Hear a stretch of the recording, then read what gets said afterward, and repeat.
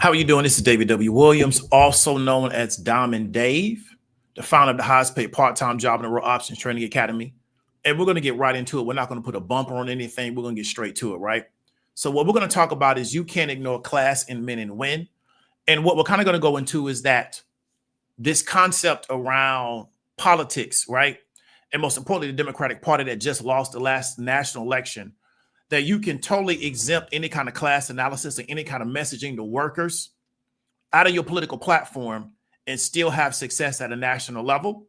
And also talk about some of the strategies and initiatives that they've taken over the past few years as they've kind of moved this particular type of class analysis and this particular type of attention to workers more and more out of their platform, and why they've taken that particular decision, and find out at the end of the story that they still need those particular people. And we've kind of seen this migration increase over the past few years. I believe that a lot of this started during the Obama administration, and it's kind of picked up over time. However, I think they're in a position now, because politics, things can kind of, I would say, change very rapidly. They're in a position from a national standpoint that where if they don't figure this out, it can be difficult for them in the future, even though it's not going to be impossible. We understand that inside the United States, most people don't like to have a consistent right political party over, decades and decades and decades. So there's always an opportunity for the next party to get back in, because people don't necessarily like, after an 8-year run, to have that same political party again, right? But we want to kind of ask ourselves, looking into the future, how does it work to ignore whole segments of your population that actually exist, that actually are important, right? But never create messaging for them. So that's kind of what we're going to talk about. So I want you to kind of let me know what part of the country that you're coming out of. Let me know that you can hear me. And we're going to get into it. And I'm also going to ask you to come in later and kind of tell me what you think about it, because there's been a lot of narratives, political narratives, that people have been put out over the past 3 to 4 years that haven't really turned out to be true. One of the things that we saw was that the Democratic Party, people were saying, well, they're letting all these immigrants in because they're going to use them to vote, right? But we see that in this particular election, that wasn't how it played out. All of those immigrants and all these Hispanic voters that got brought in, or Hispanic people that got brought into the United States over the past few years, they didn't turn around and vote Democrat, right? Because my argument was always that they're being brought in for labor, which is what they're being used for. They're not necessarily being brought in to be a voting class. A lot of the arguments over voting ID, things of that nature, that didn't really work out the way a lot of people predicted, because looking at this from an economic standpoint, we've always said that they're being brought in as a labor group, not necessarily as a political group. Capital wants those people in, right? But that's what we're going to talk about. So really quickly, we're going to go to a sponsor of the show, which is the highestpaid.online. We're running a special November sale on all 3 options courses. We're going to give you a promo for that, and then we're going to go ahead and get right into the content. The highestpaid.online is having a special Black Friday sale. This Black Friday sale will give you 40% off on any of the 3 option trading courses on our site. Use the code NOV40 to access the 40% off sale. This sale will end on November 30th. If you've ever thought about moving forward with any of our options training, this is going to be the best opportunity that you've seen all year. See you on the inside. Okay, so that's going to be the sale. You got to November 30th, right? Which you may think you got some time, but I would encourage you to start moving forward as fast as possible before you run the rest of your money out of your bank account as we start getting closer and closer to Black Friday. That's kind of why we wanted to drop the sale early, to give you an opportunity to move before you got caught up in other situations. And that sale will end on November 30th, right? So let's get right to it, right? So we're talking about why you ignore class and lose, but class and men and lose, right? Post-election reaction. So let's really quickly talk about it, right? One of my biggest critiques of the Democratic Party, really both political parties, but we're talking about the Democratic Party right now. One of my biggest critiques of them has been that they ignore workers, right? There's no worker focus anymore on the left, right? These people that are calling themselves leftists inside the United States, which is why I tell people all the time, these people are not leftists, and they're definitely not Marxists. There is no class analysis. There is no focus on workers and what workers are going through.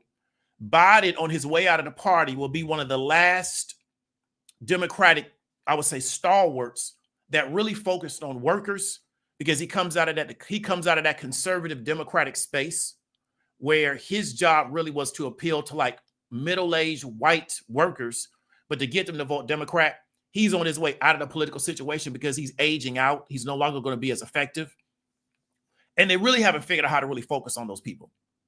And many of those people, because of the type of work that they do, they're going to be men. So there's going to be a correlation between those type of people, not always, because a lot of our service workers and our sanitation workers, people of that nature, are going to also be women. But there's a lot of people in that group that are going to be men. So when the Democratic Party says we're not going to focus on anything dealing with workers and we're not going to focus on anything dealing with men specifically, you're putting yourself in a position where you can't really speak to people, right? And so you want to kind of ask yourself, why have they taken that particular role? Like, why has this messaging been a messaging that they wanted to pursue, right?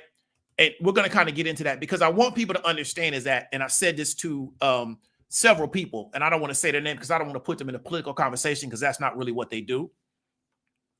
But I've spoken to people that when you create a narrative that labor and that workers are deficient, that they're not to be respected, that they're not to be seen as valuable in our society, you create a narrative to where people don't want to do those jobs. The problem is that those jobs are still needed to be done. So what you're doing is you're taking a whole segment of your population and you're saying that they have no value.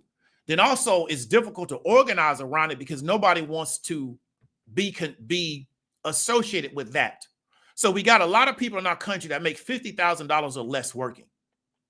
But nobody wants to admit to that because why? They've been told through social media for years and years and years that if you don't make X amount of dollars, you're not valid, especially if you're a man, right? So this becomes a problem. But then you now have people that are appealing to what is going on in their life, and you don't have the ability because you've essentially created a whole platform in telling these people that they're not important, they're nothing, they don't deserve to get married, that you create these little, I would say, catchphrases around what their names are, like what Obama has done. That's totally disrespectful. He shouldn't do that because he doesn't know anything about that type of lifestyle. He doesn't come from that. This is a guy to where his grandmother passed away and he'd inherited almost $500,000, right? He doesn't know anything about these people's condition. And so you create this type of fantasy world around real life people and how they actually live, right? And then you don't create any messaging to speak to them, right? But you're calling yourself a leftist and you're calling yourself and you're claiming that you're a trained Marxist, which is false. There are no trained Marxists inside the United States because who trained them, right? But you use this because we're playing this fantasy world game inside the United States, right? There is no real left inside the United States because why? At least not inside the Democratic Party, because nobody speaks to workers. So how are you the left and you don't talk to labor? You don't talk to workers. How is that possible? Right? Maybe I'm just like played out. Maybe I'm a dinosaur, but I'm just not understanding this new idea that you're on the left and you have no messaging for workers. But one of the reasons is because a lot of these people that have taken the mantle for this left of center thought, they come out of academics. They come out of academia. And many of these people, their concept of these politics, they've been trained in college, right? So they were trained by academics who don't deal with working class people on a day-to-day basis because they're at college. So they don't deal with working class people. And they're trained to get their perspective on leftist ideology from academics. Then they take this stuff back out into the mainstream and they don't understand how to talk to people because people don't talk like they talk. And they don't know that because they sit inside these little rabbit holes and they have these quote unquote high level conversations about all this stuff that doesn't mean anything to anybody, right? And they think they're saying this high level stuff, but it doesn't touch people in the real world, right? And so that's something that we really want to talk about because I've said this for years and years and years. There used to be this show used to come on YouTube. I'm not going to say their name because they're not going to get no free promotion. But it was supposed to be a show to where these millennials came on and they were supposed to have like these high level conversations. And I expressed one time to where if you're talking about things dealing with Black folks and you can never get your conversation to where a woman who lives in Baltimore, the city, who has a sleeve on her arm, a tattoo sleeve, right, which was a thing at one time, and she got a lace front in her head, and she got 2 children, right? And she works 2 jobs to support those 2 children, and you can't speak to that person, then you don't have a message for people. Because if your message only works for people that went to college and they studied all this gender theory and they studied all this women's theory, if that's the only message you have for people that have gone through that particular track, then you don't have a message for the masses. But they've been told by the left that this is where, this ideal to where we're going to go after the most marginalized groups. The problem is that you're not going after numbers. So you can't move with anything. And they're not going after the most marginalized groups because they're not going after children. They're not seeking out to help kids. So no matter how bad you think women have it, right? No matter how bad you think women have it, don't you think the children of those women have it even worse because they're children? They don't even have agency over their own behavior. They can't make decisions. They just have to go with the situation. Then they don't have any conversation for incarcerated people, whether they be male or female. So they're going after these really, really minute parts of our society where the numbers are very, very small because they've been taught that these are the margins. So if we can get these people first, this is where the revolution is going to start. But they end up speaking to nobody because the average person can't even relate to these conversations. So we've seen that filter into the Democratic Party where they made the face of the party this very, very small amount of people. Once you get outside of women, these people that they made the face and they made these important topics, the average person can't even relate to it because why? It's not their day-to-day life. And I'm gonna kind of get you to understand what I'm talking about. So my first point is going to be, right, where is the message in the labor from the Democratic Party? Where is it at? Now, I know nobody wants to be considered labor. Nobody wants to be considered working class. Everybody on the internet makes 6 figures or greater. I get it. The problem is that when you got to go into the real world and you got to get numbers in an election, that doesn't work anymore.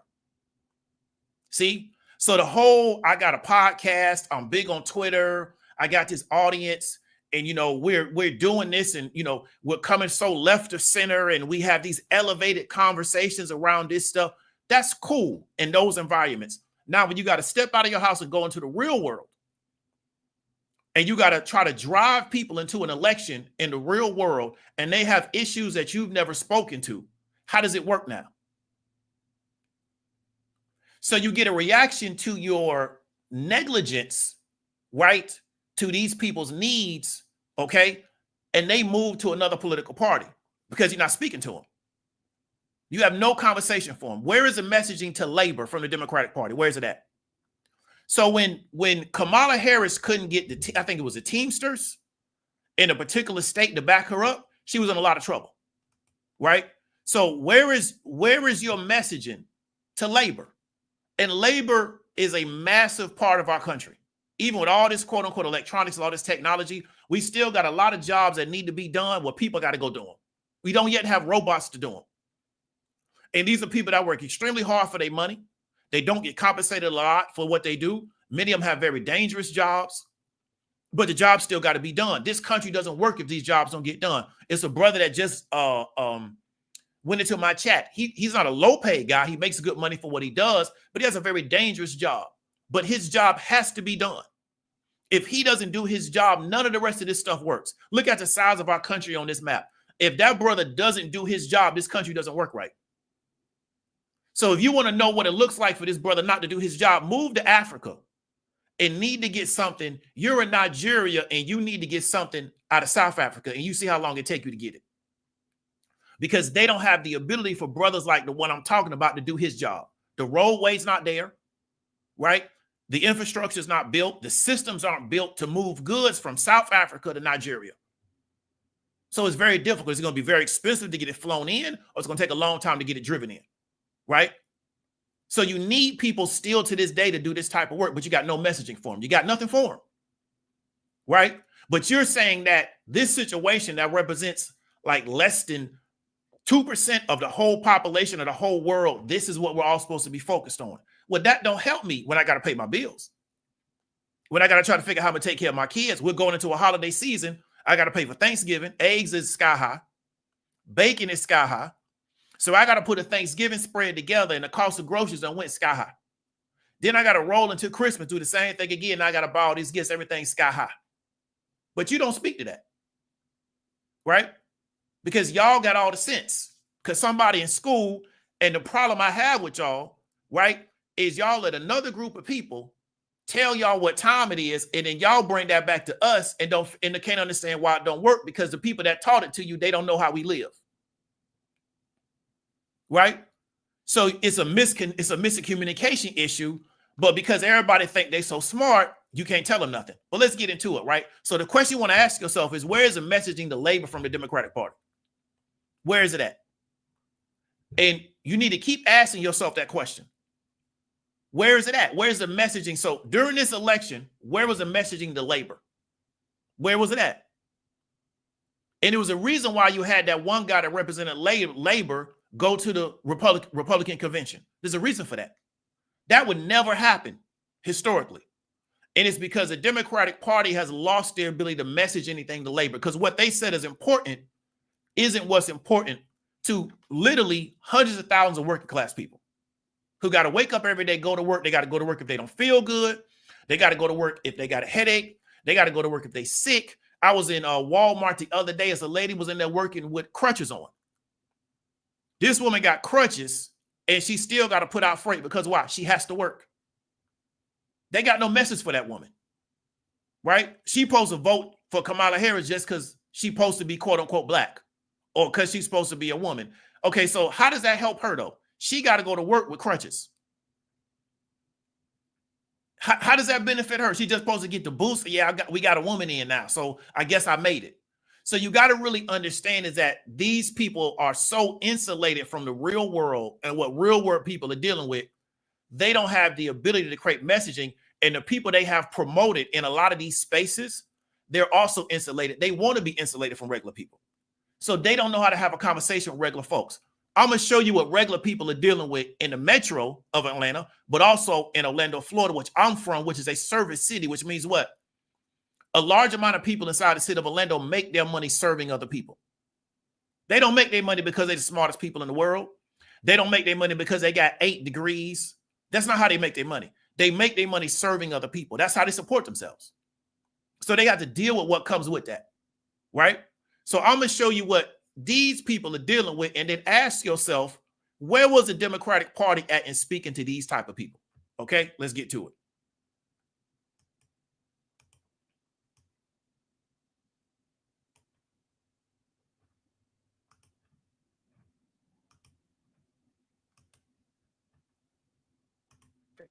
Committee meeting today as close to 100 maintenance workers from Hartsfield-Jackson International Airport tried to bring attention to several issues. And they say if their demands are not met here, they will walk off the job. 11 Alive's Erica Murphy live from City Hall with more on what the workers say they want changed, Erica.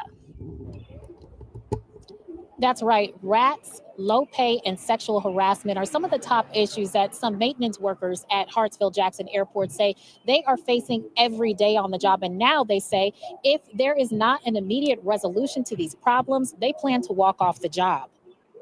We're not going to work. If they don't meet out with the mandate, no planes will be flying out of Hartsfield Airport because we're not going to work.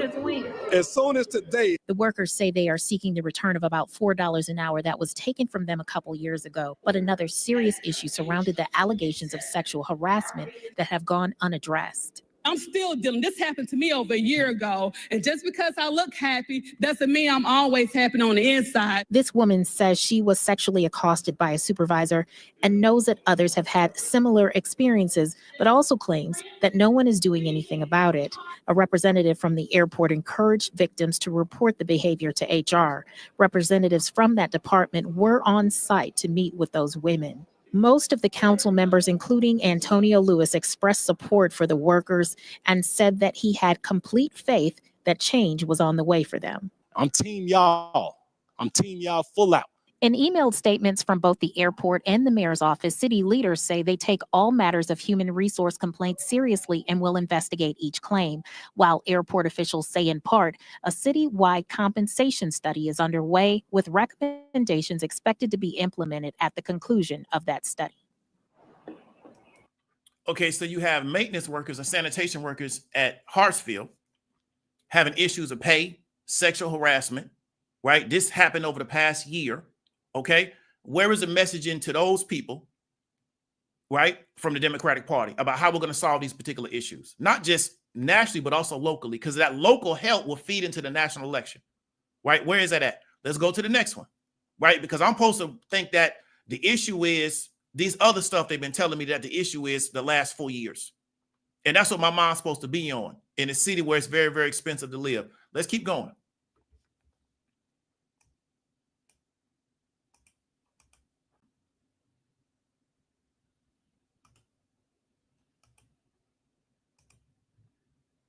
The world's busiest airport claims say $12 an hour is not cutting it. Yeah, dozens were actually outside the airport. This is Hartsfield-Jackson Atlanta International, and they've been demanding higher pay to support their families. Atlanta News First Rachel Aragon live at the South Terminal, which is home, of course, to Delta. And Rachel, these workers recently got a wage increase, but they say it's not enough.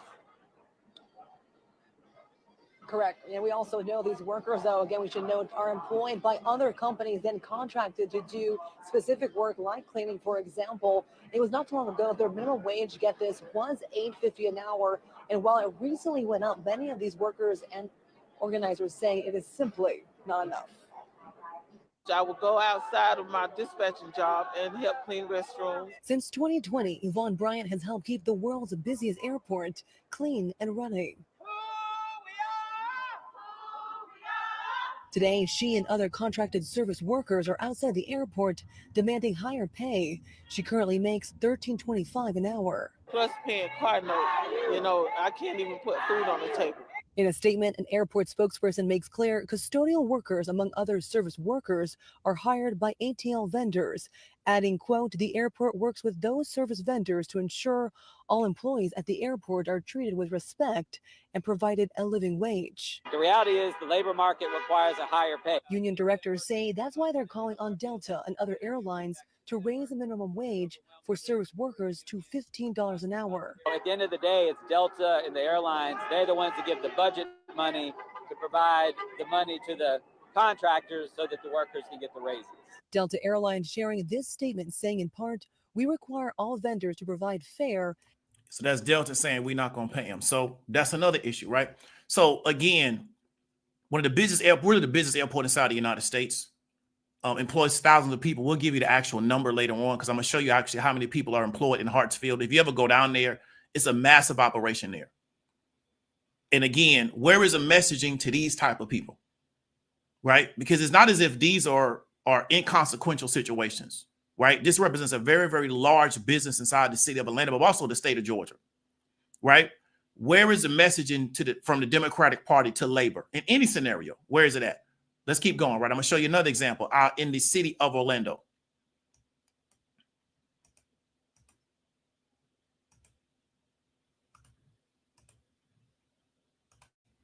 Out about the difficulties they face making ends meet in light of inflation and rising rent. As West 2's Amanda Dukes reports, the union that represents them says it's time for higher wages. Union members who work at Disney in food and beverage or as housekeepers met Monday night to share emotional stories of their struggles to get by. There are people who are living in their cars. The discussion was hosted by Unite Here, Local 737. Orange County Commissioner Maribel Gomez Cordero listened to the stories. I understand today that it's not only the rent that they are suffering. It could be salary, it could be the food, daycare for the kids. The workers talked of being excited a few years ago to win their battle for a $15 wage, only to now be slammed with inflation and skyrocketing rents. I'm struggling and I'm making $19 an hour. Tiara Moten works as a chef at Magic Kingdom and is a single mom of a 2-year-old. She says she can't support herself and her daughter on what she's making. As today, my rent is due and I'm in my head calculating, okay, I get paid in a couple of days, but when I get paid, I'll be paying these things. And once I pay those things, I'll be back at negative again. And why is it like this? I'm a person who's working 40 hours a week. What do we want? When do we want it? Now! The workers talked about needing higher wages and more affordable housing. Orange County just passed an ordinance that requires landlords notify tenants 60 days before increasing their. Okay, so similar issue in Orlando, Florida, and you're not gonna get more affordable housing. This is from 2 years ago, right? Housing has just gone up inside Florida, especially Central Florida. And something that Erica talks about is more people move to Florida, housing will just keep going up. Housing is not going to get cheaper in Florida unless you move way, way, way out into the sticks. If you're inside the central cities like Orlando, housing will just keep going up. I remember when Orlando was a cheap city to live in. You could work in Orlando, you could work as a server, get you a nice apartment and just enjoy life. You can't do that anymore. You got to work to be in Orlando. That's just how it is. Because the cost of living, all your money is going to go to housing, right? Other stuff is really not that bad. It's just what it costs to live there. So the cost of housing is not going to go down in Orlando. So the question is, does your money go up? But again, where's the message in the label from the Democratic Party? Right? So the idea that you're going to rally people on this other stuff and where they're telling you, I need more money, but we're going to talk about everything else except what you're telling me your issue is. So I don't understand how you organize people politically around stuff that they're telling you is not their issue. Right? So I don't understand how that works. And so I think that's a disconnect to where people really may not understand how to actually organize people around stuff. It's going to be difficult to organize somebody around something and they say that's not my issue. So this is what the Democratic Party is at. They want to tell people what their issues are when a person's telling you this is my issue. Now, I may not agree that that's the most important issue. My question is, how do I merge what you say is important with what I say is important, and let's come to some type of consensus? As opposed to me telling you, well, no, it's really about this, so you shouldn't talk about that. But the problem is that I need you for something later on down the road. So how do I appeal to you where you're currently at, right? Or how do I improve your situation to where you no longer think that's an issue? That's what we're talking about today. So really quickly, let me get out of here. Let me show you some data around Hartsfield. Let's go back to this. Okay, so ATL fact sheet. Hartsfield employs 63,000 people, right? Largest state employer in the whole state. Okay, so at that airport, if you go in there, it employs 63,000 people, right? Average airport worker salary in Atlanta, Georgia, based on ZipRecruiter is around $18 an hour, okay? Average rent in Atlanta, based on apartments.com, is around $1,584 a month. Let's go ahead and say $1,600 a month. That's from November 2024, okay? So if you break that down, because you know your rental is supposed to be 1/3 of what you're bringing in, okay? 1/3 is around $906 if I did my math correctly. Average rent is $1,584 a month. So how do those numbers work? But that's not important. What's important is whether or not a trans person can use a bathroom. That's what I'm supposed to be focused on. But I'm telling you that what I'm dealing with is the fact that I'm not bringing enough money in. But then you come back to me and you tell me what's important is the fact that a trans person can't use the restroom. That's what I'm supposed to argue over. Oh, I'm supposed to be arguing over language around certain stuff. Like this is supposed to be important to me.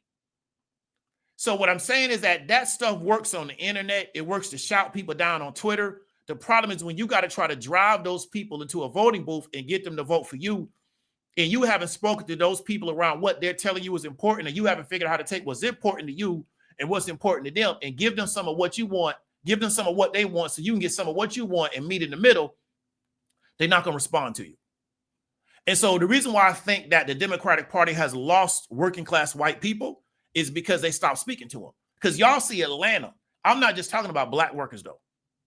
I'm talking about workers across the board, right? Because America is full of millions of workers, right? So Walmart is the largest private employer inside the United States, right? It's the largest private employer inside the United States.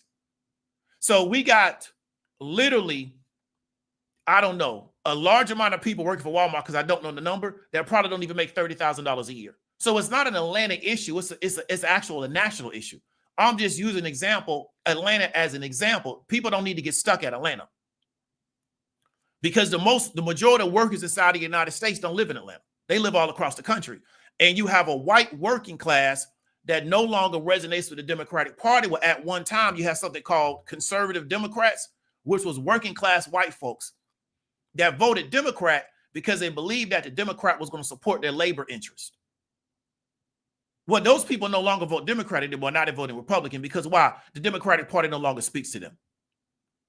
Because the Democratic Party has said what's important is whether or not a trans person can use a restroom. That's what we're going to argue over. Right? We made this the point. Or what's important is you no longer calling yourself a heterosexual man. You now got to call yourself a cisgender man. That's what's important now. So when you make this trivial stuff important, it's easy for people to beat you because you made the trivial important as opposed to what's really important to people, which is what their material condition is. So it's real that we got leftists, people that are calling themselves leftists, and they don't understand how to look at a person's material condition and talk about that. They just thrown this out of the window, right? All this, so everything else is important except what this person's going through on a day-to-day level. And how do we help solve that problem to build a relationship with this person so now we can educate them and move them in other areas? We don't deal with their material condition at all anymore. We tell them that, you need to stop calling yourself heterosexual and call yourself cisgender because the most important thing now is language. That's just so important. And if you don't adhere to that, you're a bad person. Right? So this is the kind of stuff that's been going on really since Obama got elected. It's this foolishness, right?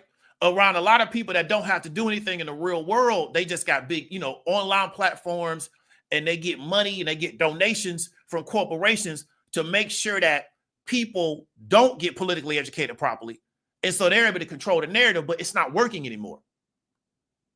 So Obama, who's building a house worth multi-millions, going to a bunch of black men and telling black men that they are sexist because they won't vote for Kamala Harris, but you never speak to what those black men are going through in their day-to-day life.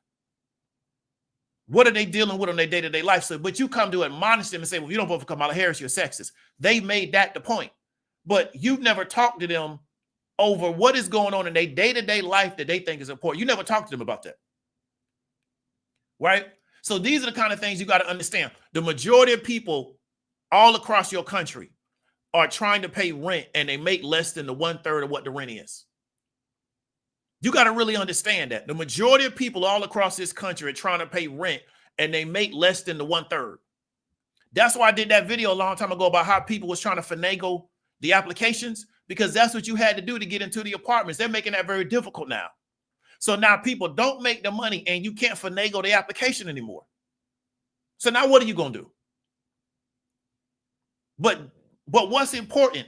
The fact that a trans person can't use the restroom. That's what's supposed to be important. So you got to realize that there's a big disconnect between what is going on in people's actual life and what people are saying is important from people that are claiming that they're on the left. Because they get compensated to make this foolishness the narrative and make this the storyline.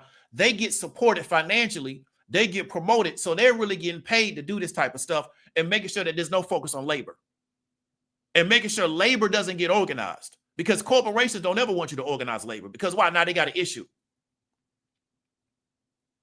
So you got both sides of the political spectrum that are not going to organize labor because big corporations don't want you organizing labor. But you're not going to tell me you're a leftist and you don't talk to labor and you don't understand labor issues. You're not, at least if you say, hey, I'm just Druckenmiller said that I'm a Reagan capitalist.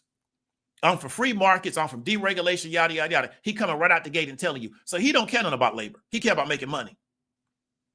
But I don't want to hear that you're a leftist and you don't have a perspective on what you're doing and how that's going to benefit labor and how that's going to benefit workers. I don't know what kind of leftist you are. You one of them internet leftists. But I don't see how you work in the real world.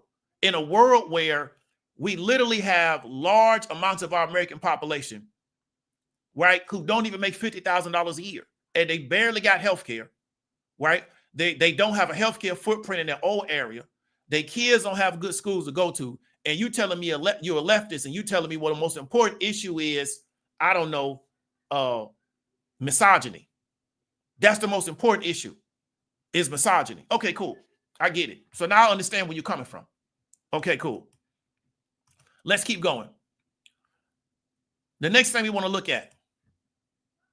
Here's an article from Fortune. So now Fortune, nobody can say this is a left-wing publication. They can't say it's a liberal publication. This guy used to be the former healthcare CEO, Walgreens executive. He says it's the minimum wage. This is his own commentary. We're going to kind of read it because I want to just try to get another economic perspective on this. He talked about an exit polls. 2/3 of voters rated the economy as not so good or poor. 69% of those who said the economy was bad voted for Donald Trump. 69% based on exit polls that said the economy was bad voted for Trump, right? In 2020, Biden won people making less than $50,000 a year by 10 points. This year, Trump didn't just shrink the lead. He outright won the demographic by a point, 49% to 48%. That's the election. So again, I'm going to repeat that so people don't lose up to get lost in the math. In 2020, Biden won people making less than $50,000 a year by 10 points. This year, Trump won that demographic by a point for 49% to 48%. The guy says that's the election. He says it's a disaster for Democrats. It does not signal a rejection of progressive policies. Look at Missouri, where 57.6% of voters supported a ballot measure to increase the state's minimum wage to $15, while 58% voted for Donald Trump. So Missouri, 57% voted to increase the state's minimum wage. At the same time, 58% voted for Donald Trump, right? The minimum wage has won nearly every single time in the last 20 years, even in red states like Nebraska and Florida. Harris supported raising the federal minimum wage from the beginning of her campaign, but got lost in the sauce as the campaign went over. She only directly addressed the issue, promising to raise it to at least $15 an hour and decrying the current $17.25 as poverty wages, with 2 weeks left to go in her campaign. It was never the centerpiece of her agenda. She ran a continuation of the Biden economy, which looks strong. GDP is growing. Unemployment is low. Inflation is slow. And the stock market is at all-time highs. But many Americans struggle to pay their bills, right? 40% of working Americans still make less than the basic cost of living, reminding them that the economy is doing well. It just doesn't ring hollow. It feels insulting. Okay, so here's the issue. You got states where people are voting to increase the federal minimum wage and they're still voting for Trump. So it goes to show that there's a disconnect, right? It goes to show that there's a disconnect. And I don't think people really understand that, right? It goes to show that there's a disconnect. And so what I want you to understand is that this issue of people making money is not a local issue. It's a local issue, but it's not just the issue of Atlanta. So I don't want people to get stuck on Atlanta. It's something that goes all the way across the board. And we talk about it because we're in the markets really heavily here. The market went on a terrible run. And I say terrible, I mean terrible in the form of good ever since Biden got elected. It went on a crazy run. But if you're not in the market, you don't know that. See, we know that because we're in the markets on this channel. The majority of the content that we do is market-based. We know how the market went on the run the past 4 years.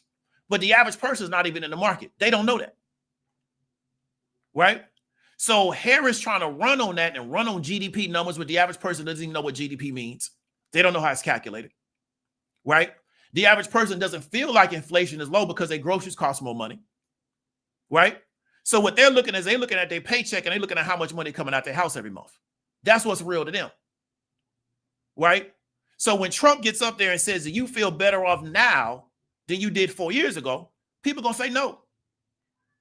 And they're not lying. They're telling the truth. They don't feel like they're doing better. It's a real easy campaign message. So, of course, people that's in the markets and the people that understand how to play the game, they're doing better. Of course, the market has went on a crazy run ever since Biden got elected. It went stupid. But the average person in America that makes $50,000 or less, they don't even understand that space. So they're looking at the amount of money they're making every week, every 2 weeks, and how much money coming out their household. And their attitude is this don't add up. And nobody's talking to this, right? So that's the next thing that we want to talk about, this particular issue. So let's go into some more of these points before we get out of here. We're at 38 minutes, right? Don't want to have this run too long. Why does the academic left think intersectionality, misogyny, and gender-affirming care matters to so many workers, right? You want to ask these questions. And big up to JLD, man. Y'all hit the like button. The like button is free, right? You ain't got to pay to get it. I don't have a membership on the platform. You ain't got to pay to watch the video, even though I think YouTube should make it the way everybody got to pay 50 cents to watch a video. That'll show you how many people really want to watch it, right? Because y'all pay to watch everything else. Hit the like button, man. The like button free, right? Why does the academic left think intersectionality, misogyny, gender-affirming care matters to so many workers? I was watching this particular podcast / video from this woman who's an attorney. She was an attorney. I think she works in another space, right? And one of the other ladies was saying, like, she's also a woman, quote unquote, on the left. And she started talking about, this attitude of gender affirming care. So here's the issue again. We're talking about going after those really, really small margins that are not going to move the needle for a national election. The people that need gender affirming care, if that's what they need, that's what they need. The problem is that why make that a central issue of a political party when that's not going to bring in the numbers in a national election? Right? The average working class person don't even understand what intersectionality means. So why make this big thing? So to create this narrative to where everything's about this intersectionality and all this, you throwing people off because, like I said, what they doing is they getting their paycheck and they looking at their paycheck and they saying, I can't support myself off this paycheck. And you supposed to be their political representative, or you supposed to be representing their interests, and you tell them the biggest issue is intersectionality. So you're losing them. Right? Because what we're eventually going to do is we're going to get the data on how many people did not vote. That's what we're going to get. See, right now we got the data on how many people did vote, but eventually once we go through all our calculations and we finalize everything, we're going to get the data on how many people did not vote in this election compared to how many people voted in the last election. And I'm telling you, what you're going to see is a big gap. You're going to see a lot of people that just stay home because why? They're apathetic about it. They just said, I'm just not going to participate. Right? And that's what I want you to understand, because when you make things about these issues and these issues don't resonate to working class people, right? They don't have any. So you're just telling them, well, okay, you're going to shame somebody. You're not voting for her because she's a woman. You're not voting for her because she's black. But even if those things take place, she's not speaking to your issues. She's not speaking to what's going on to you. But we know that's hard because everybody on the internet makes $100,000 or more. But we can look at income data and know that's not true. So one of the biggest problems is that when you have a narrative around people that make under six figures, it's hard to organize people around it because nobody wants to admit they make that amount of money. Nobody wants to say, you can't say, on the internet, I made $70,000. I said, you can't say that because people start saying that you broke. But you still making more than the average person, but you can't even say that no more. So this is the problem. So why are these particular points important to anybody? Next one. Let's keep going. Can the Democratic Party put women, gays, and trans at the front of the party? Can they win doing that? That's not a prejudice statement. I'm asking you a question. If you're the Democratic Party, you'll say, okay, this is what we're going to do. We're going to make women, gays, and trans people, and we're going to make them the front of the party. Can you win a national election doing that? Because how does that resonate to the people that that's not their problem? But see, you can't ask that question. But that's a real question. It's not a prejudice question. It's a question of feasibility. If we're a political party, we're trying to win a national election, and over the past 4 years, we've made all our political talking points around women's issues, gay issues, and trans issues. How do we not go win a national election? How are we speaking to the people that don't fit in? Because you notice with a lot of women, and we'll talk about this in another point, they're not even tripping on women's issues like that. Right? So how do you win a national election if that's going to be your talking points? And that's all you're going to talk about. So it's easy for your opposition to get a foothold. Right? Because you're not even speaking to what's going on with people. You're not talking to them. Because what you made the focus of your party is these things. We're not saying that's not important. We're saying that how does that become the face of your party? Right? You got to ask yourself that question. Okay?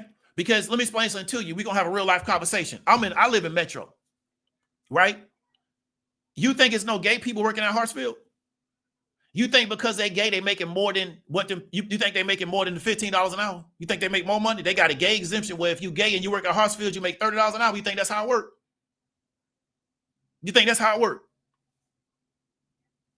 So they in the same bucket as everybody else, but you don't speak to that, right? You pulled them out and said, well, your issues is different, right? But the problem is now you got to run national. So now you need numbers and you don't have the numbers no more because you ain't talking to the numbers, right? So that's the problem. But I'm going to ask again. Hartsfield employs 63,000 people. You think out of 63,000 people, none of them people ain't gay? So if they gay and they work at Hartsfield, they make extra money because they get to put on their application, I'm gay, so they're going to give you extra $10 an hour. That's how it works. Don't work that way. They making the same thing everybody else making. They dealing with the same issues, the same labor conditions, the same short pay. They may also be getting sexually harassed the same way everybody else is. It's people at Hartsfield. You know how they get in Atlanta in the summer? It'd be 114, 120 degrees out there on that tarmac. You think if you gay, you ain't still got to go out there and work on that tarmac, even though it's 120 degrees? You don't get no exemption for that. So you got the same issues everybody else got. So why don't you bring them into what everybody else dealing with instead of trying to pull them out? Because the problem is now when you got to go get everybody else, you ain't spoke to them folks. See, that's cool when you're trying to do your little internet thing and you're trying to do your little Twitter thing. But when you got to pull a national election, we need numbers. We got to pull in groups of people. And we haven't spoken to these groups of people for 4 years. Right? Because the stuff we fighting over with people, it's not even something that even deals with their day-to-day life. That's the problem. But you can't say that. Right? You can't have this. It's a real life conversation. We're going to go into some other points. You can't say that though. Right? You want to be over there with them people, man, you got to go along with the program. You can't have no dissenting voice about nothing, especially if you're a black man. You can't say nothing. That's the only way you're going to get along with them folks. Next one. If you dissenter men, keep dissentering them. But you can't switch out when it's time to vote. So if you create all this, if you're a political party and the push is we're going to dissenter men and men need to be dissentered and women need to go do their own thing and yada, yada, yada, this, that, and the third, I get it. I'm not going to argue with you. When it's time to vote, keep dissentering them. Right? So you have to understand, you got certain ethnic groups inside this country, they don't play them kind of games about men. Right? See, you can get away with that stuff with black men. But you got other ethnic groups inside this country, they're not going to play that kind of stuff with you. So you'll see when we look at some of this exit poll data, why certain segments of men didn't even entertain the Democratic Party, because they're not going to play them kind of games with you. But if you dissenter men, keep dissentering them when it's time to vote. If you don't want to have nothing to do with men, they're not going to be the focus of nothing, yada, yada, yada. Okay, cool. When it's time to vote, keep it like that. So you saw the Democratic Party, they still was able to get almost 80% of black men in the election to vote Democrat. Because they still got a mental hold on so many black men to keep voting Democrat. But if you're going to dissenter me out of the conversation and I don't have a voice in the conversation, you can't come back and get me to do nothing. Because I've been dissentered, so we're going to stay dissentered. Right? You can't come back and tell me, well, you got to vote for us, you sexist. No, I'm dissentered. So keep dissentering me. Because I'm not in the conversation. Because the goal is to get people like me out of the way so you can put people up in the front that's going to steal all the money. Okay, cool. So do that and keep doing that then. That's your game plan. Keep working your game plan. You can't get in the late hours of the game and then you all of a sudden now we got to try to bring men in. But like I said, it worked because they got almost 80% of black men to still vote Democrat. So they're not going to change nothing till them numbers change. Right? But I'm not part of the 80% of black men. I also didn't vote Republican either. I don't play with either one. I don't like politicians. I don't play with either one of them. So you can't put me in none of them buckets. If you 4B men, be about it. Right? Well, I'm from my neighborhood. We say be about it. If you 4B men, right? If you part of that 4B clique, keep 4Bing. Don't switch out when it's time to vote. See? So all of this stuff, now all of a sudden when you got to live up to this stuff, people don't want to do it no more. Now we need men to don't. You 4Bing. Okay, so keep 4Bing then. So now all this TikTok stuff and all this stuff catching up to you. See, this stuff got consequences. That's what I want you to understand. Right? Let's keep going with it.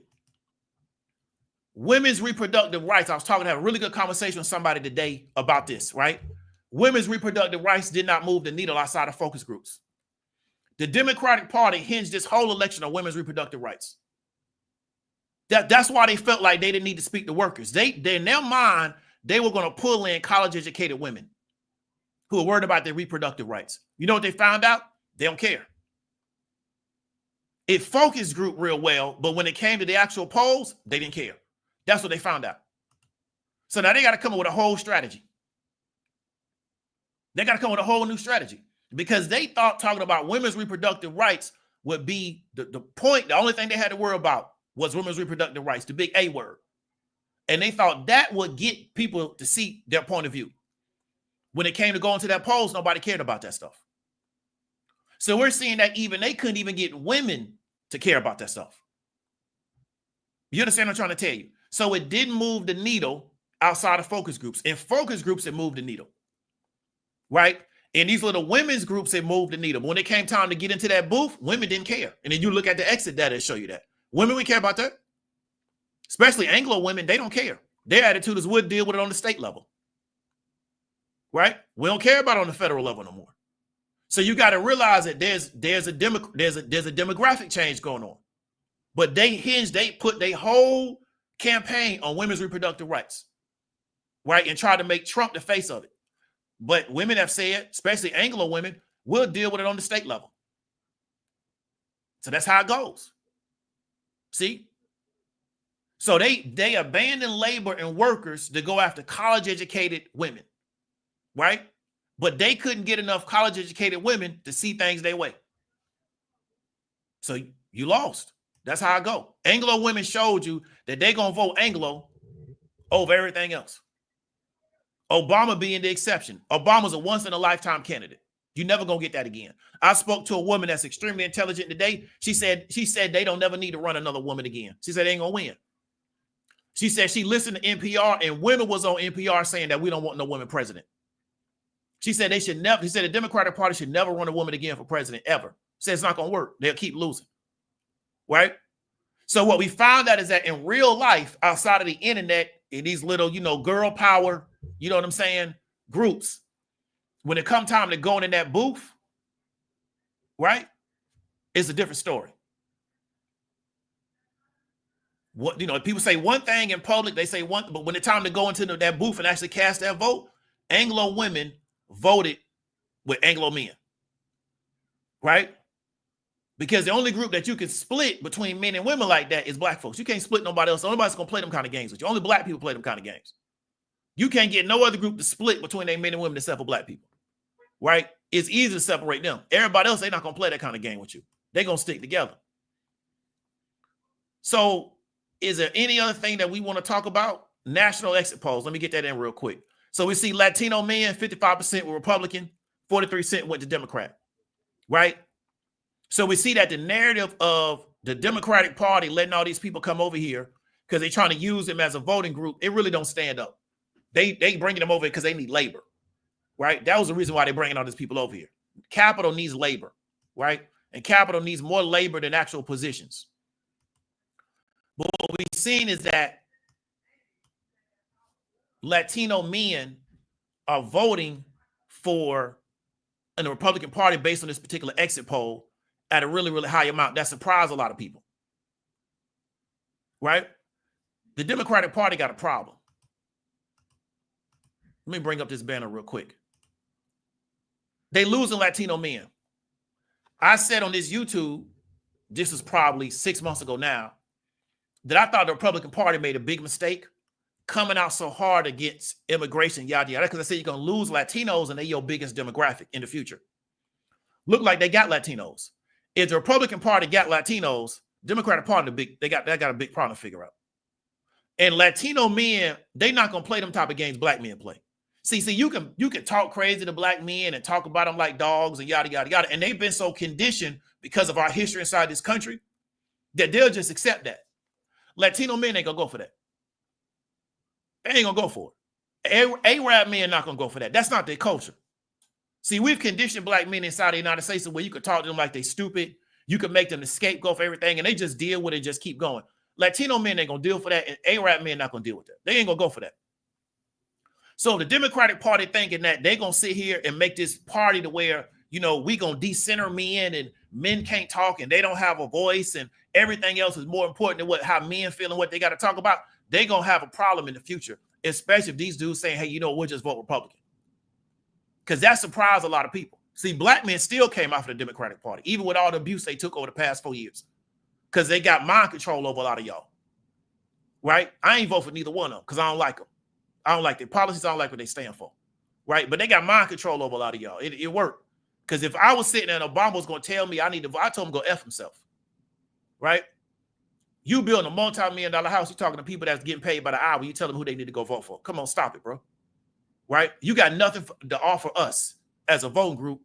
So I'm supposed to just vote for her to try to prove I'm not a sexist? Come on, man, stop it. Right? So they know that you don't have to offer anything to black men. The Republican Party don't have to offer them nothing. All them niggas that voted for the Republican Party, what, you got some policy set aside for you? They just want to be on the winning team. You got people that's like that. Right? They just want to be on the bandwagon. You ain't got no policy set aside for you over there neither. Right? So that's the problem, is they still know they can play with you because you won't stand on nothing and say we ain't gonna deal with you till we get some policy directly for us. Right? But some people just want to be around who they think is winning. Or some people want to sit on the end of the bench of a winning team. They don't never want to play because it takes too much work to play. They just want to be on the bench of a winning team. So as long as they on the bench of the winning team, they cool. I want to be on that court. That's just me. Everybody different. Right? So the Democratic Party losing Latino men, they better figure that out. They don't figure that out, they're going to continue to have problems because they thought they had Latino men in the bag. Latino men showed them they don't like your policy. Right? Because in Latino culture, all this stuff the Democratic Party talking about, that's not their culture. Right? That's not their culture, bro. In no Latino group, whatever you want to call them, El Salvadorian, Guatemalan, Mexican, right? Cubano, that's the stuff the Democratic Party talking about. That's not their culture, bro. Right? So this is why you see Florida no longer being a swing state. Florida just a red state now. Like, things have changed. So that's all we pretty much going to talk about. But I want you to realize, and I've said this and I'm going to keep saying this, I don't believe you a leftist if you don't have anything to talk about with labor and workers. I don't believe you. Right? You may not like right-wing politics, but you're not a leftist if you don't deal with workers and you don't deal with labor. You're not a leftist. Right? All of this, you a Marxist. Nobody's a Marxist. This is America. There are no Marxists inside the United States of America. All the Marxists are in China. Right? There ain't no Marxists inside the United States. They're not even Marxists in Cuba. The Marxists are in China. Ain't no Marxists inside the United States. That's foolishness. Right? And if you are a political party and you don't have anything to talk to around labor, and your political opponent does, and you create easy messaging for your political opponent around labor, you're going to have a problem. That's going to be a problem for you because it's something that's real. And I'm going to tell you something. The inflation that you think you currently got now, as we get closer to the end of the decade, you have not seen inflation. You haven't seen, you have no idea how bad inflation is going to get. The government is going to have to print so much money to cover the cost of their debt. The guy that just won, he runs a major deficit in the budget, the way he runs government. Look at when he was the president. He runs a major deficit. He's not no better than Biden. I look at numbers. I don't go by personality. He's no better than Biden.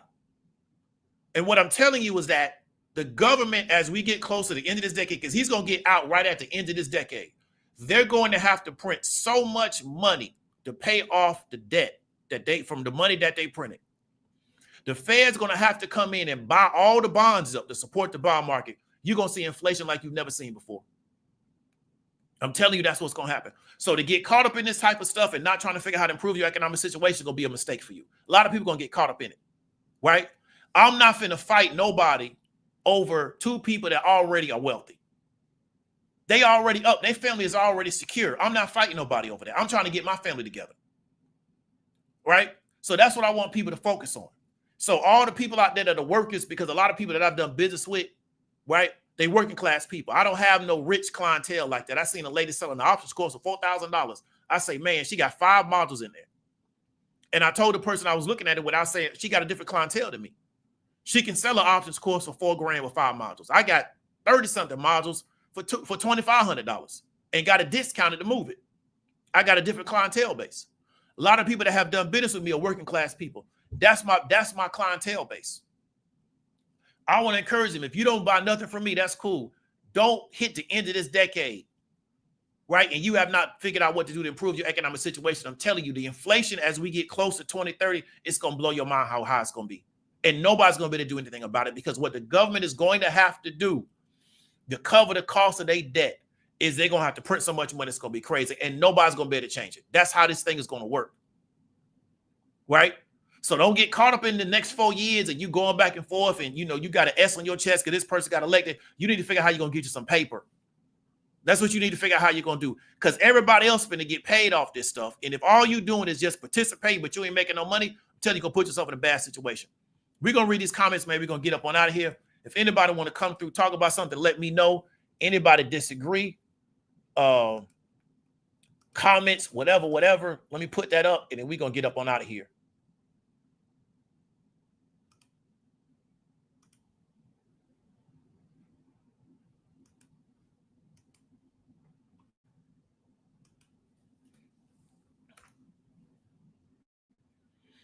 Let me pin that real quick. Okay, that's been pinned.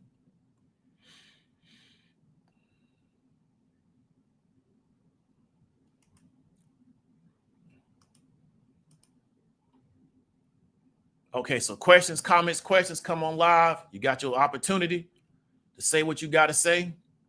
Let me read these super chats. So Terrence, man, appreciate you coming through, being a mod. Appreciate the $9.99 super chat, bro. Amika, man, appreciate the $5 super chat. Future Vision says you're not surprised that Kamala lost, women voted with their pocketbooks. Yeah, I think it's difficult for anybody to win an election, and you only got 90 days to run it.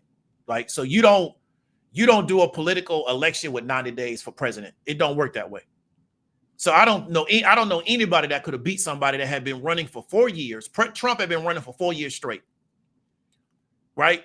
Then you bring in Biden, he drop out, and you got 90 days to run a political campaign. I don't know how you win in that situation. So she was set up to fail, right? So she took one for the team. I don't know if I would have done that, but that's what she did. She did what she felt like she had to do.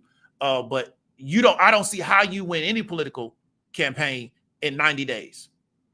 And your opponent has had 4 years to run against you. That's very, very difficult. It puts you at a major disadvantage, right? It don't matter what your message is. What's going on? Thomas, man, I can't hear you. What's going on?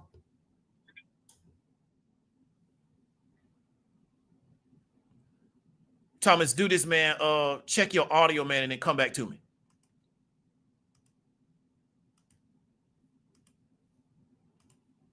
Dr. Chaz, what's going on? Dr. Chaz. Yeah, can you hear me? Yeah, I can hear you. What's going on? Yeah, I just wanted to come through and give the people a message that a lot of people miss with the election was they families should have they should have a plan for their family and a mission. I put up that my mission never changed regardless of what who was going to get the presidency. Okay. So I really encourage people, hey, have a plan for your family, and it really shouldn't have changed. All you had to do was divert or change that plan, and when it comes to economics, it's about getting that money. People don't want to talk about money, but we can't do a lot without money, and money creates power, and power gets things done. So I just want to encourage everybody to get your money up, whether it's with a new business. And if business is not your thing, find you a trade. I put a post up, and I'm very adamant about it. Learn to trade or learn how to trade, or do both. I think that's what a lot of people need. I feel you. So let me ask you a question, though. How difficult was it for you to put a plan together for your family? It wasn't difficult because my family gave me autonomy, and they believe in me, and that's something that a lot of people don't have. They family don't believe in them, and you haven't done enough work to make them let you lead. Okay. I feel you. But it took the time. It took about, it's not going to be overnight. So about 3 to 6 months, and then I started putting in the work. But the overall process, it's probably a 10-year plan, and I'm in year 3. Okay, I feel you. I'm big on 10-year plans too. Yeah, I feel you just execute on your plan. So I respect where you're coming from. But let me ask you a question real quick before we let you go. Why do you think so many people are challenged to talk about the economic piece? So they've been trained to fear money. They want to keep that mentality of money is the root of all evil. Once they break that cycle and that mentality, we can get somewhere. Okay, I feel you. All right, I appreciate you coming through. No problem. All right, peace. Okay, you can hear me? Yeah, can you hear me now? Yeah, I can hear you, man. What's going on? Hey, Diamond Dave, man. I've been watching you, and I'm in your course, what have you, and it's been a while. But here lately, I want to encourage people to go a step further and become self-insured. That means get you a life insurance plan, medical plan, dental plan, vision plan, travel plan, critical illness plan. Get all that stuff together outside of your workplace. That's key. You know, and the reason being is because, man, I'm a trucker, and I've been thinking I'm only as good as my last load, literally, right? So at any point in time, anything can happen to the point to where I can't drive no more. My CDL could be snatched away, and you know, it's a scary thought, but it made me think that I want to be independent of anybody's system, and I just wanted to pass that message along, that if you haven't been thinking that way, you should definitely start thinking that way. And it's not easy, but step by step, you can get to that point to where you can be fully self-insured, and that'll be one less thing to worry about. You know what I'm saying? You can sleep good at night. Okay, I feel you. I feel you. Okay, man, I appreciate you coming through with the advice, man. I got to get to the next person, but I appreciate it. Be safe out there. Oh, yeah. All right, peace. Okay, that next person you dropped off, if you come back through, we got you. So let me read the rest of these comments, man. Anybody else want to come through? Got any questions, comments, disagreements? Let me know. Raygun, man, appreciate the $2 super chat. Appreciate you for being a mod. JLD, man, appreciate the $10 super chat. Goddess Noel, thank you for the info. Hit the like button, put something. Appreciate the $5. Yeah, everybody hit the like button. Like I say, the content is free, even though it shouldn't be. But I appreciate y'all coming through with the super chats. But also hit the like button. You ain't got to pay for nothing. Just hit the likes up. Alexander Wilson, many Democratic senators and governors actually outran Harris in the state. Democratic Tommy Baldwin won her Senate state in Wisconsin with more votes than what Harris got there. Here, which is a bad candidate, period. Yeah, I mean, again, I don't see how you win a presidential election in 90 days. I think it's difficult. I think it's almost impossible. And I think that if you don't build somebody up during the 4 years with their VP, it's going to be difficult for them to not flip you into a presidential person, especially at that short of a time frame. So we have a scenario where a person wasn't set up to be successful, in a political party that's decided to not talk about the issues that are important to their constituency and get on these little side quests that don't mean anything to anybody, right? So it's easy for somebody to message people. Now, the question we talked about before, now that you got them, now what you going to do? Because a lot of people are going to realize over the next 4 years that they still out of position. But they're going to figure that out the hard way. Because at the end of the day, the person in D.C., is their job is not to personally make you successful. You want them to create policy that allows you to become successful, right? But they're going to figure that out. Dana, appreciate the $20 super sticker. Brandon Griffith, appreciate the $4.99 super sticker, man. And Amika, UK finance members are straight out of knowledge that inflation is baked in for at least 10 years. Yeah, that's real. Yeah, I mean, like I said before, I don't think people realize how bad inflation is going to get as we get closer to the end of this decade. We at the midpoint of the decade, right? They're going to find out, though. They're going to figure it out. And they can blame everybody they want to blame, but you still going to have to pay them bills, though. That's what's going to happen. Them bills still going to have to get paid after they get done blaming folks. Let me start at the bottom. Oh, let me start at the top.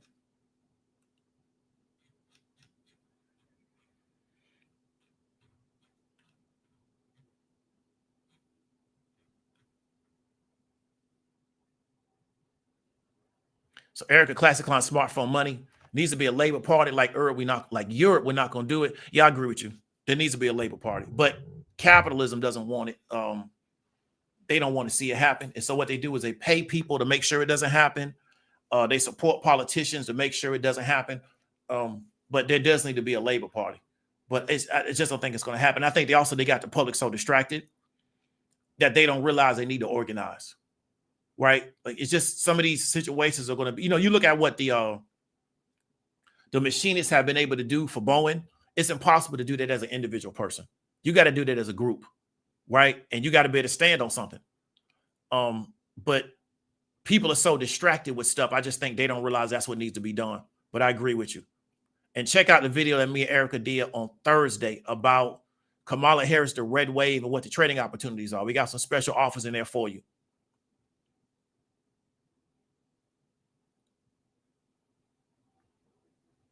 So Journey to Jasmine says the Dems are the real fastest. Read blackface, white mask. Okay, I got to check that out.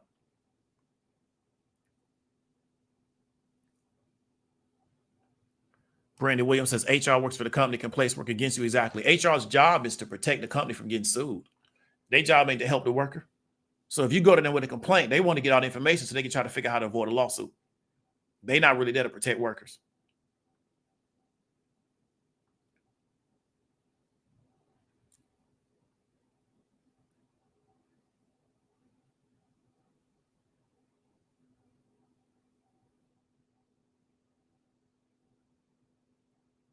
So Jabraz says the Democrats send the labor a message. Screw you. They ignored them, welcome them illegal immigrants to take exactly those type of jobs. Jabraz, as they shorten labor supply, you're going to see inflation go up. So what I really want to encourage you to do is look at the immigration issue as being bigger than a political party. But if you see labor supply tighten up, you're going to see inflation go up. So the question I would ask myself is that if labor supply tightens up, do I have the ability to withstand the inflation? Right? That's what I would ask myself if I was a worker in this economy.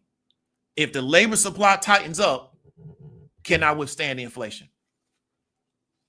Because something that Jerome Powell talked about last FOMC is that the job situation is becoming a little bit more neutral, because we're at one time where there were 2 openings for every 1 person looking for work, right? So I would encourage you maybe to start checking out some FOMC meetings and understand what the Fed is talking about from a job standpoint. But if we decrease the supply of workers inside the United States, inflation will go up, right? I bet you a steak dinner that's going to happen, right? So I would ask people, how are you going to deal with higher inflation as the supply of workers, right, starts to draw up inside the United States of America?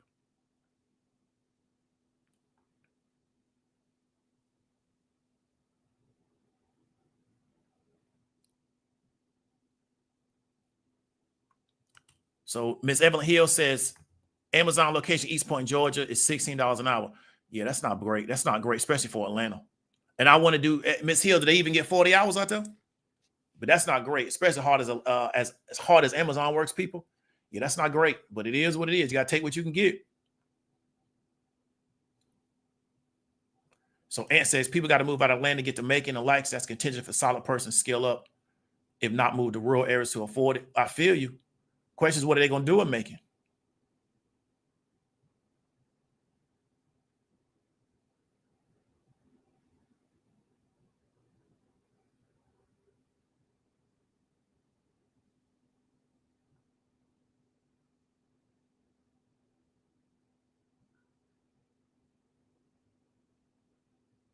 So Plum Pay that says the property managers I work with use AI to approve or deny applications for their apartments. Yeah, I feel you. That's where they're going with it.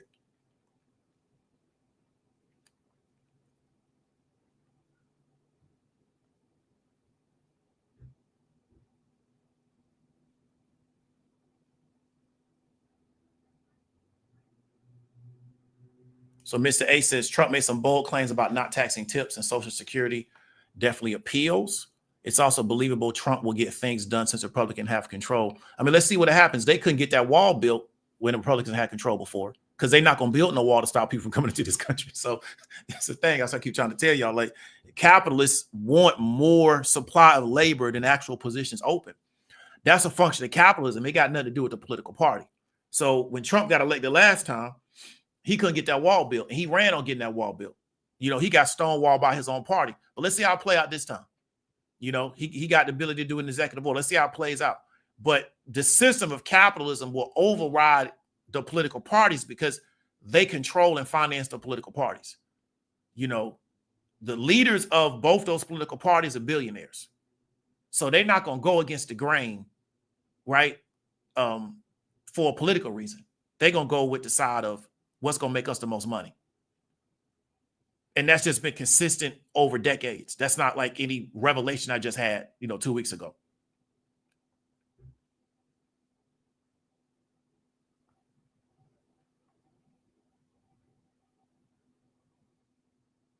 So, said she was asked several times about workers about inflation and difficult making ends meet. She answered about presenting her plan to give them tax credits.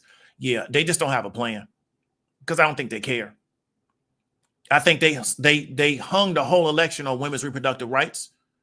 And then when that didn't show up kind of maybe the way they thought it was going to show up, I don't think they had anything else to go through. So Journey to Jasmine says 13 million people voted for Biden and didn't vote this time. Yeah, that's a lot of people. And especially depends on where they're distributed. That's big. So I was telling somebody the other day, like, you know, when you lose the East Coast, it's going to be hard to win the election as a Democrat. We know you're going to bring in California and New York. But if you lose from North Carolina on down, it's like impossible to win because you're not going to get the middle of the country. That's going to go to the Republicans, right? I was surprised New Mexico went Democratic. So it is what it is. Like, I think we're going to find out that just in Journal of Jasmine already giving us some of the data. A lot of people just didn't vote this time. They're just like, I'm not interested in what they're offering.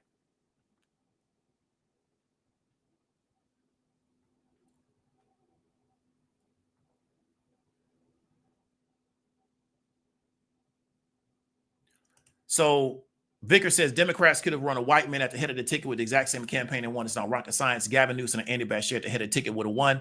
I think Newsom didn't run because he knew he couldn't win. Right? Again, it's hard to win a campaign with 90 days. So I think Newsom did not win. I'm sorry, Newsom did not run because he knew he couldn't win. So he's not going to have that loss on his record. Beshear, I don't know, but I know, and I was telling somebody that I think Newsom runs after Trump leaves because Trump cannot run again. So it's going to be wide open for him. But I think Newsom did not run because he realized in 90 days, I can't put a campaign together. Right? And I'm running against a person that's been essentially running for president for 4 years. It's just, you don't have enough time to build momentum. That's why people say, well, they should have primaried her. Well, what time? You got 90 days. You're going to put a whole primary together and then run a camp. Like, how do you do that in 90 days? Like, it sounds good, but like, how do you do it in 90? You got 90 days, 30, 60, 90. You got to, like, it don't work that way. So it was just, she had to fall on the sword for the party. I told people, I hope that she got a good position coming after this, because I don't know where she goes after this. But I don't think anybody could have won against a guy that's been running for 4 years and you got 90 days to put a campaign together. The reason why they put her in there is because the donors said we're going to stop giving you money because they realized after the first debate that Biden was not capable. So they cut the money off, right? But if they wanted to run another person, they should have told Biden when he got the job, you a one-term person. But anybody that's ever worked in something that actually got a structure, they know how big seniority is. And sometimes people, just because they got seniority, they can get away with stuff even though they wrong because you can't do nothing to them because they got seniority. And Biden, one thing he does have is seniority. He's been around forever. And that in a lot of structures, that's how it works. You got to play your position. So if you junior and that person's senior, you can't tell them nothing. You just got to just ride it out. That's how this stuff works. You know, people that come out of structure know what I'm talking about.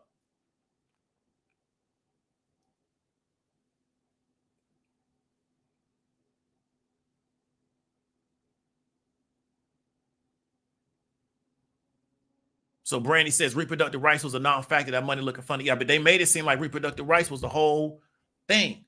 But my question is that if everybody's doing 4B, what they tripping on reproductive? I thought everybody was doing 4B. So why is reproductive rights an issue? So that's the problem, is you can't have both things at the same time. I'm talking to you, Miss Brandy. I'm just saying in general. If everybody's doing 4B and they dissenter men, what you tripping on reproductive rights for? You don't want to have no kids. Right? So that's the issue. So again, these like these far left out in Pluto talking points, they just don't resonate with regular people. You know, but people getting compensated to put this type of stuff in front of us.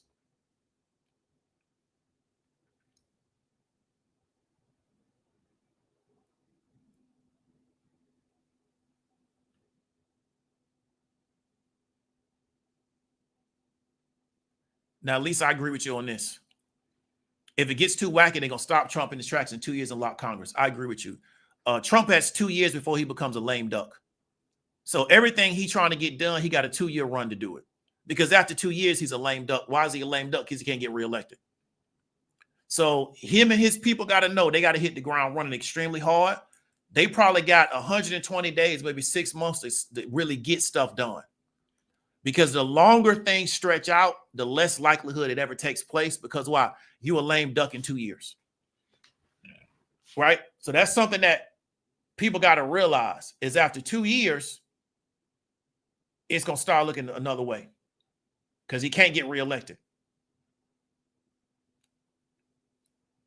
Ms. Banks says, as a black woman, I already know white women have allegiance to their tribe and not their gender.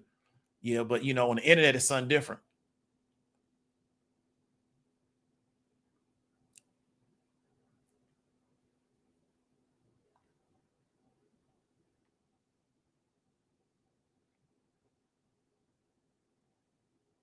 Okay, so part of my presence, not sure what that got to do with the point, but stay blessed.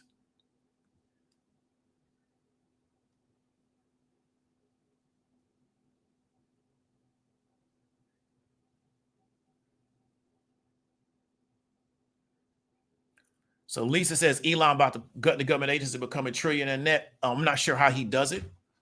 And I don't think that he's going to leave his companies to take a position in government. I don't think he'll do that. If he does do it, it'll probably kill Tesla stock. I think he wants Trump to make sure the Chinese don't have access to Mexico. I'm sorry. I think he wants to make sure that Chinese goods through Mexico don't get access to the U.S. market. So I think that's why he financed Trump so heavily, because he bet on Trump winning.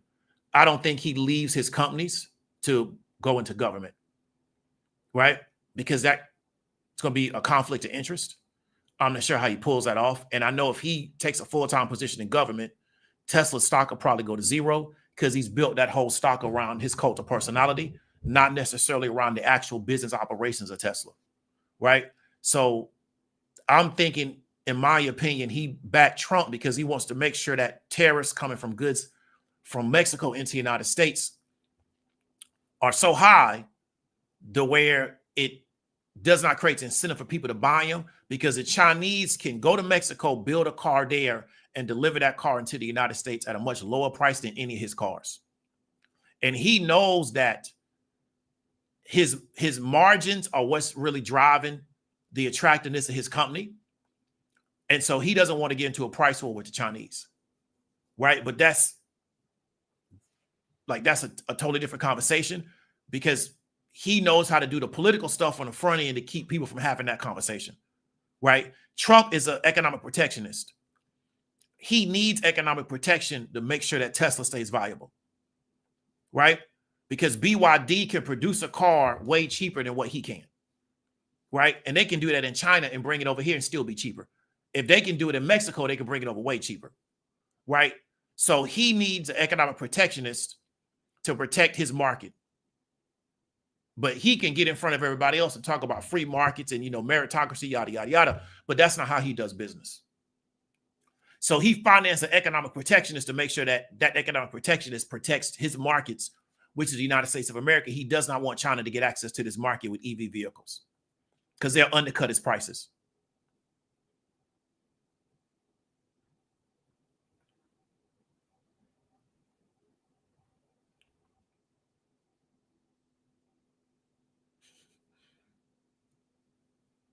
So Roscoe says, I believe the forecast for Trump's proposal is $16 billion and more debt over the next year. It's going to be serious. It's going to be crazy, especially if he cut taxes. But, people going to find out. You can hear me?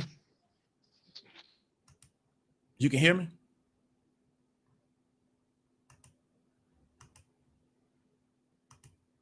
You can hear me? I can hear you. Okay, what's going on? Yeah, no, I appreciate everything you do. Another deep dive from Diamond Dave. We appreciate all your knowledge. I noticed that you said something about the bond market over the next 4 years. Is that something that we need to start looking into? So ask me a question that's a little bit more specific so I can understand where you're coming from. I just see like the Fed is going to start making a transition now that they have Trump in office coming soon. And the bond market is going to be, you know, in transition also? Is the bond market something that we should start investing more heavily into, or should we just continue to be in the options market? You say, so the question is, should the bond market be something that you should be looking at? Yeah. I mean, if you're trading, I think you should always be looking at the bond market, because what people are willing to pay for yield, I think it impact the equities market, which can impact you as a trader. So I'm looking at the bond market, even if I may not be exposed to it. I'm looking at it because what people are willing to pay for bonds will impact the equities market, which that can impact my trades. All right. Appreciate that. So my question is, if people don't like the tariffs that Trump is proposing, and they go into the bond market and they demand that yields are really high, how is that going to impact the equity market? But if I'm trading equities, I'm looking at the bond market, because if yields get high enough, especially like on a shorter term, like a 2-year, maybe the 4, but definitely a 2-year, because he's only going to be in office 4 years. So if I'm looking at the 2-year yield start to spike, then my question is, why would people buy equities when I can get guaranteed return on 2-year, which means they may leave the equity market, which can impact the equity market. And Trump being Trump, he's going to probably try to hang a lot of his success to the success of the stock market. So the bond market and bond traders can dictate a lot of things, because they can go into the bond market, especially on a shorter time frame, and demand a higher yield, which would then therefore impact the equities market. Because if I can get 5.5% on the 2-year, why would I take the risk on equities? Because equities are not guaranteed. So as a trader, I would always be looking at the bond market. Appreciate your insight. No problem, man. You got any other questions? No. You're all right, very man. insightful. I appreciate your knowledge. All right, man. Be safe out there. All right. Appreciate it. Peace.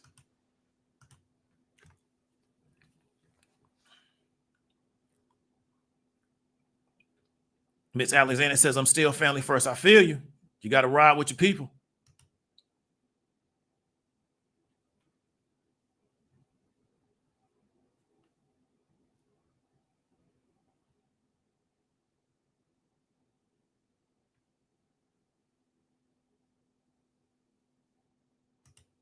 Yeah, Miss Figueroa. Yeah, she is a very intelligent person. Yeah, I mean, but Sammy, you got to do something. Biden. So the problem was that all the donors, all the Democratic donors, say we're not backing Biden no more. So now you stuck. So you just got to throw somebody in there. But that's why they was talking about they should have primary her. I'm like, well, what time? You got 90 days. I said that. I say you going into they literally put Kamala Harris in position like 2 weeks before the Democratic convention in August. We voting in November. So you got August, September, October. Like, it's not enough time to do no process to pick nobody. Like, to me, it's not even reasonable to say they should have picked a person. You just got to find somebody that's willing to take an L. But people that come out of structure, that come out of corporate America, sometimes you got to take one for the team and hoping that they get you on the back end. So my question with Kamala is, did she negotiate a good back end deal? But I do think it was not fair to her. And I think they did. I don't think it was fair to her career to put her in that position. But when you run in with a large organization like that, you not bigger than the program. So I think a lot of people, people that's been in the military, they'll understand, even I've never been in the military. When you part of a large structured organization, sometimes you got to take one for the team, man. And you just got to hope you get paid out on the back end. So my question is, where is Kamala Harris going to go now, since they had to essentially, have her fall in front of a tank so they can get through this election? Because you got to run somebody. You can't run nobody. Somebody got to run.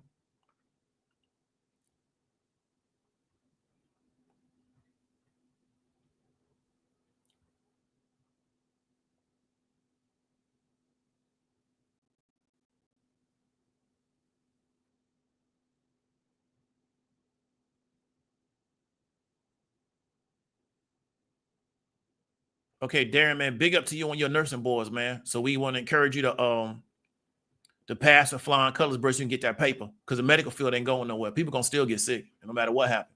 Rich people get sick, poor people get sick, people in the middle get sick. So I want to encourage you, man, to do real well on your nursing degree, man, and then see if you can become a nurse prac. I knew a nurse prac out there in Indiana, man. She was making about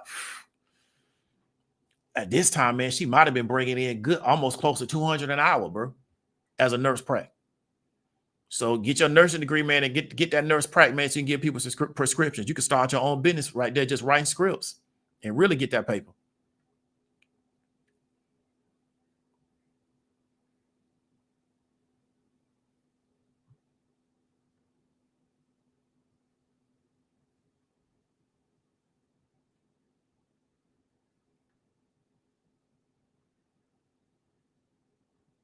King EMT says, how much I think it'll be in 2020?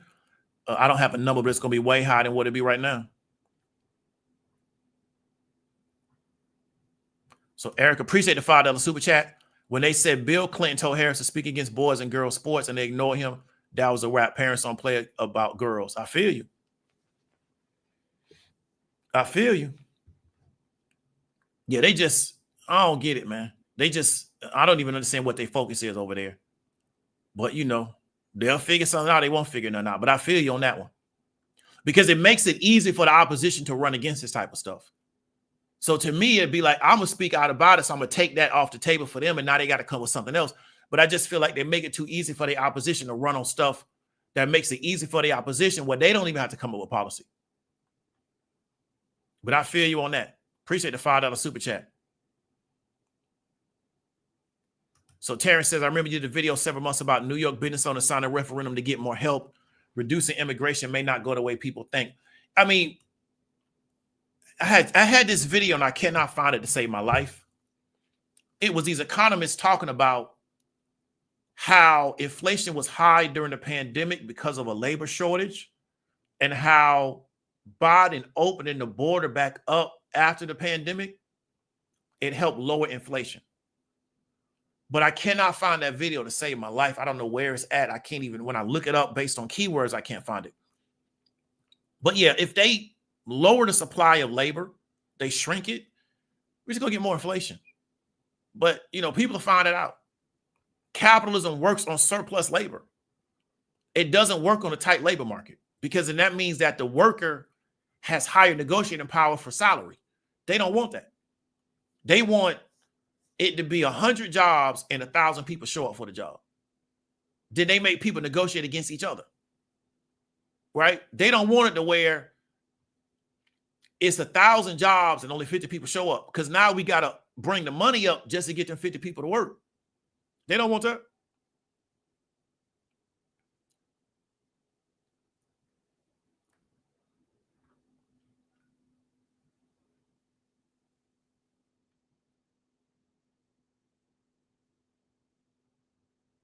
So Lisa says Newsom will be in the next 4 years on Republicans ruining the world. I ain't gonna say they're gonna ruin the world, but I do think Newsom is gonna run after Trump leaves because it'll be an open space for him to run, right?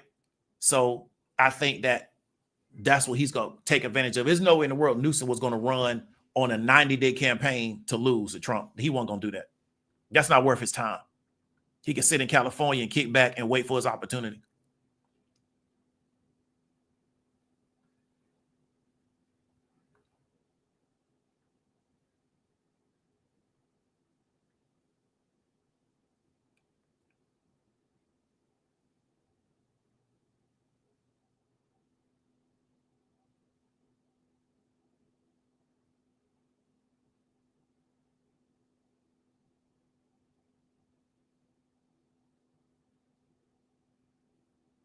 So Anthony Russell says Nasa will have a cakewalk into the White House.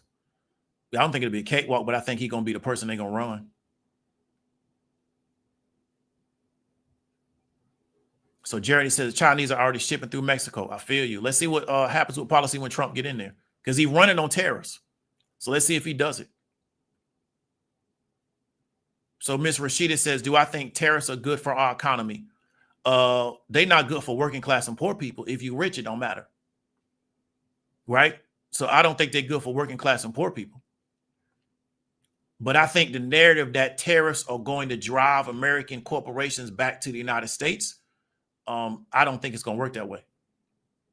Right? Because if American corporations wanted to be here, they would be here. And I think, you know, this is why I try to get people to understand that all this free market conversation is false. The same people that was telling you about free markets, they run it with Trump. Trump's not a free market guy. He's an economic protectionist. But they know people don't know what these terms are, and they know people they don't hold nobody to nothing in this environment that we currently live in. So your brand can be XYZ this week, and in 6 months from now, if you got to change it to stay viable in the space, your brand can be something else. So some of the same people that's some of the biggest kind of cheerleaders for Trump, when Biden first got elected, was talking about free markets. Trump's not a free market guy, neither is Bannon. They're economic protectionists. I don't believe in tariffs because we're too far down the road of capitalism for the way Trump is describing tariffs for that to work. And the problem is that if he really tries to implement it, he's going to run into an issue of the major corporations, the Apples, the Microsofts, they're not going to agree with it. And I think that's what he's, telling Apple that they need to make their stuff inside the United States, or else it's going to cost their consumer more money to buy it. Apple's not going to go for that. And I think a lot of people, they got to kind of wrap their head around, as big as they think the president is. If I take the president and put him in a room with the CEO of Apple, Microsoft, NVIDIA, and let me name another company. I don't know. Pick another company. He's going to kiss their butt. Right? It doesn't matter who the president is. Right? So the game really don't work that way, because the capital that they represent, the business relationships that they represent, he's not going to want to go against that. So I just don't think it makes sense to tell these major corporations, to put tariffs on Toyotas, and they sell, they have a lot of business footprint here. They sell millions of cars. I just don't see how that works from a corporate standpoint, but I think it sounds good to get elected. But I don't see how it works, how it's feasible based on currently where we're at. So they're not bad for people that's already got money. They're not good for people that are barely making it, because they got to pay more for their goods.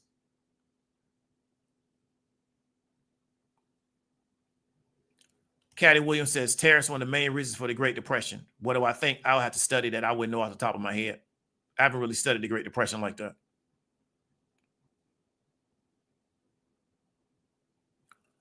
Macamille says Jerome Powell not trying to let Trump deregulate the market, so he ain't leaving. I'm not sure Jerome Powell has anything to do with Trump deregulating the market, but he don't have to leave. Trump can't force that dude out of office. And he's not going to try to. He might say some stuff on Twitter like he did before. But yeah, Trump not going to, like I said, I think people have a misconception like who these people actually are in real life. You don't become chairman of the Fed unless you know people. Right? That's not like a job you get just because like you put an application in. Like you got to know people.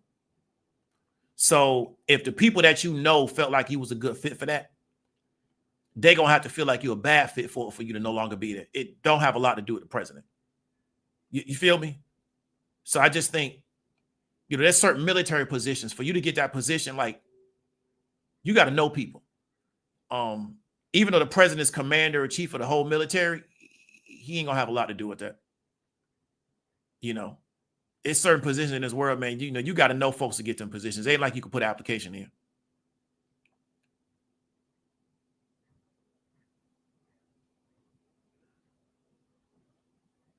Roscoe say white shoe law firm. Let's see how it goes. Hopefully she fall into something.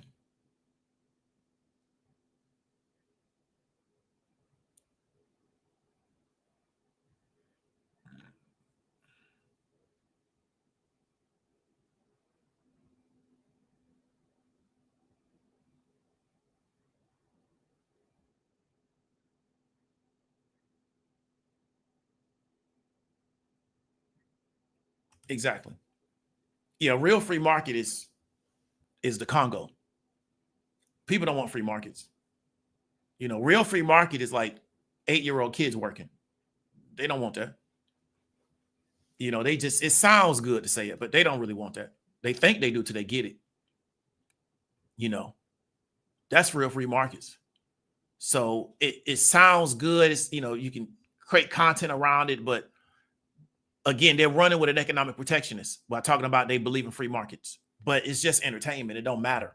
We live in this is the era that we live in. You can say anything now on the internet. So Erica says Samsung put that John facility here because they sell the screens to Apple phones, and Samsung screens. I feel you. Yeah, big up to Samsung. Do a lot of business over there in, I think, South Korea.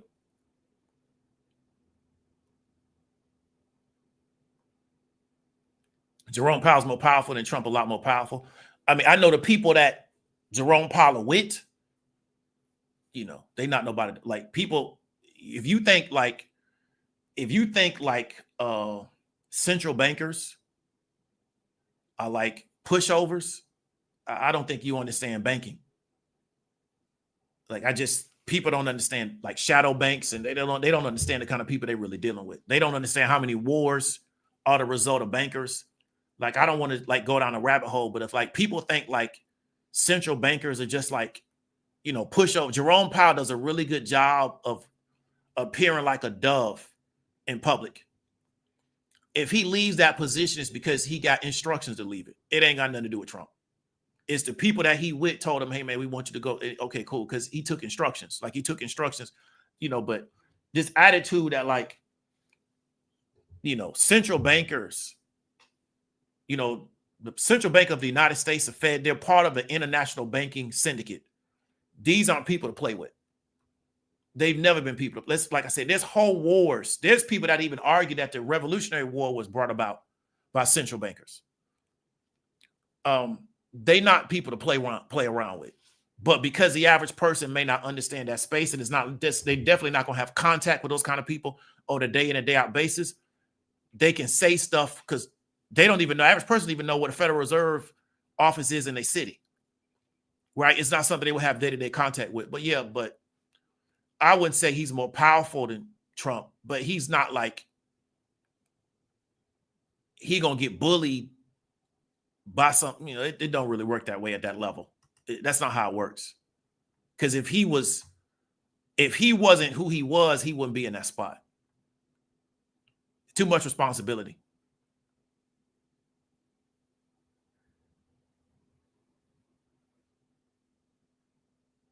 But you know, it sounds good to throw that stuff on the internet.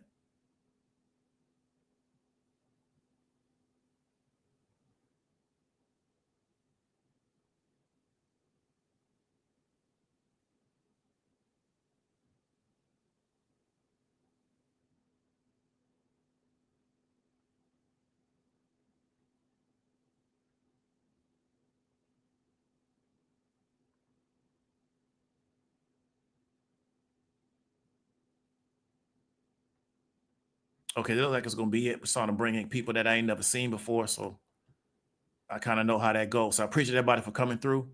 Appreciate everybody for the super chats. Thank you for the time that you spent. Thank you for your time. We at 142. So I want to really encourage y'all, man, to stay safe this weekend.